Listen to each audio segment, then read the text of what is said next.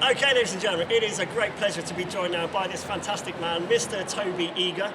Some of you may know him, some of you may not, but I can tell you that he has enjoyed a glittering career within our sport. He's represented Great Britain at the highest possible level in double mini trampoline, being on the senior men's team. He's worked as a commentator, both behind the scenes at multiple international events and in front of the camera as well, at none other than the 2012 Olympics for trampoline. He's operated as a national squad coach for DMT, which he was selected for in 2014. My goodness, I tell you what, his credentials could just go on and on. Toby, welcome today. Hi, thank you for having me. Really good to be here. The venue is just amazing, isn't it? It's just so stunning to see. It's absolutely fantastic to be here in this Olympic venue. I mean, what a career, what a ride. I mean, how has the ride in DMT been for you? Do you know what? It's been amazing. I was really lucky to be part of the first ever GB DMT team.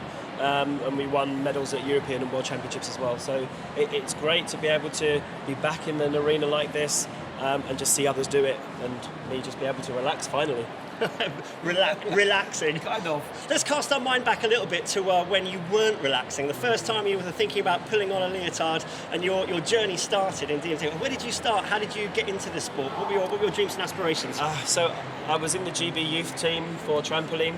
I went to uni, decided to take a complete break, and then I really started DMT when I was 21, when I graduated from uni. So I started really late. So it just goes to show it doesn't matter how old you are, you can still make it.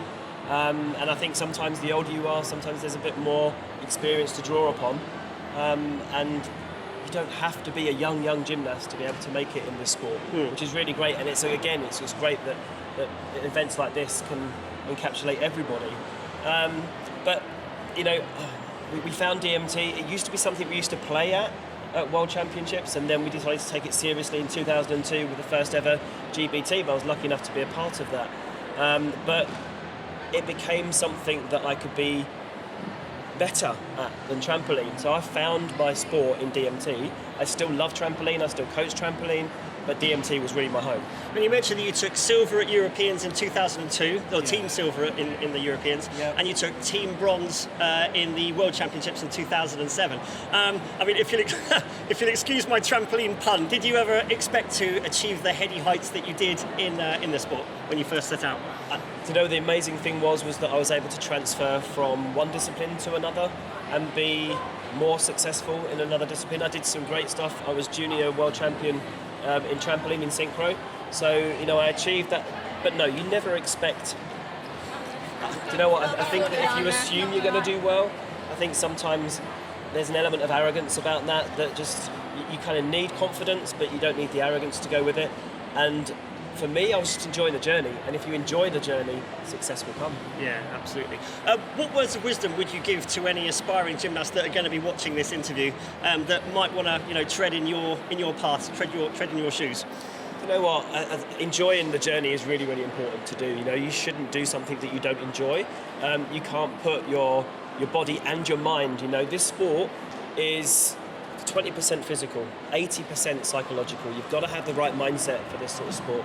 And that's kind of what's brought me to where I am today in the venture that I'm doing now. But my main advice is listen, enjoy yourself, and just keep talking. Keep talking about what works for you, what doesn't work for you, and just go for it, you know. Believe in yourself. So let's move forwards a little bit in your career. So you hung up your leotard, and in 2014 you were selected as the national squad coach for DMT. What did it feel like to essentially have the weight of the whole discipline for the whole of Great Britain sort of resting on your shoulders?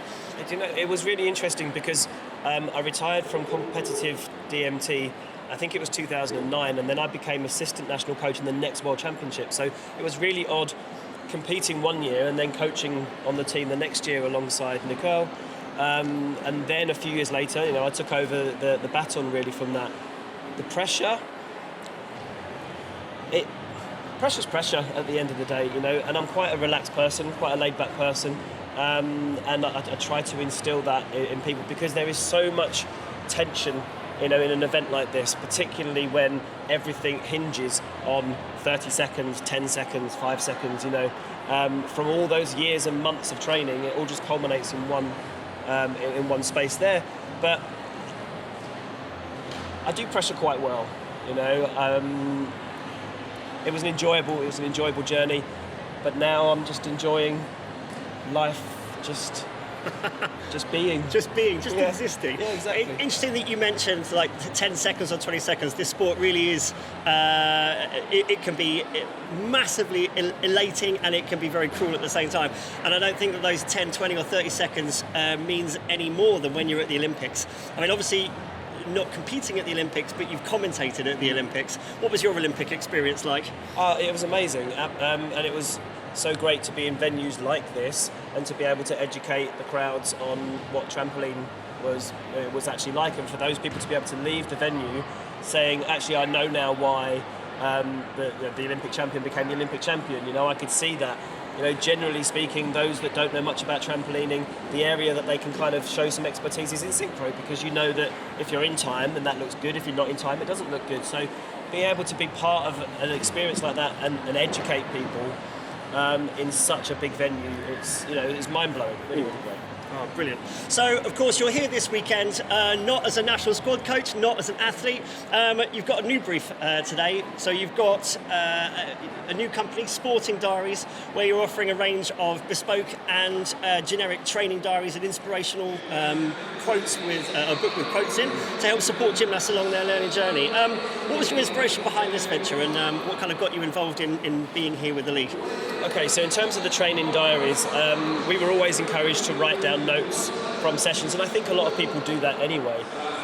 We used to have just like lined paper, and it required us to be a little bit more creative about how we were taking the notes, and my idea behind it is the fact that I'm trying to take some of that work away from the coaches and give the gymnasts something to occupy some of their off-bed time, and make sure that they're listening to the coach, make sure that they're noting things that the coach is saying, make sure that they're able to track their on-bed stuff as well as their conditioning, mindset, hydration, all those sorts of things to be able to keep into one place. From a mindset point of view, you know, as a national team member when I was in trampoline, the senior team would handwrite motivational quotes and gift it to a junior team member as a nice little present. Brilliant. And I would stand at a European Championships ready to go in last up to win us a silver medal, and I would be reading this book over and over and over again. So this is why I created I Can, I Will, I Believe. And this is 99 motivational quotes, and I'd love some gymnasts to actually come up to the stall and read some, you know, and of course, you're on camera. You're on the concourse all weekend this weekend. Absolutely, you won't be able to miss me. I'm next to Milano. But yeah, you come and have come and say hi. Follow us on social media. We're on Instagram. We're on Facebook, and you'll get a discount as well. And clubs, those that run the clubs, if they want bespoke diaries with your own club logo on, I can do those, and we can give discounts for bulk orders as well. Fantastic. So it's a quiet life now. You're living up in Scotland, getting a couple of rounds of golf in. Yeah. What's next on the cards for you? Do you know what? I think now we've moved from kind of the hustle and bustle of kind of Bedfordshire area where we were before. We now live on the coast in Scotland. It is a much more quieter life, but of course when you have downtime, you fill it.